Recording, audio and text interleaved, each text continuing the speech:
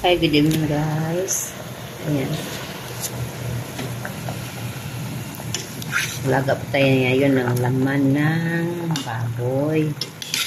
So, nilagyan ko siya ng mais. Isang pirasong mais. Nilagay ko na yung yung tangkay na ng pichay. Medyo matigas-tigas pa ang mais natin. Pero itong karne, malambot na to kasi kanina pa to. Isang oras ko itong gilaga para lumambot. Madilim lang, madilim. No? Hindi ko alam kung malambot na to.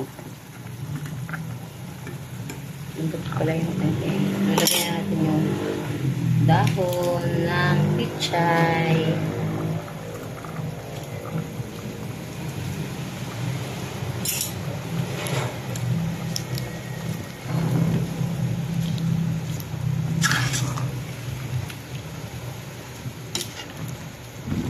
Lamig kasi. Nagsasabaw talaga ako para makakain yung alaga ako ng sabaw.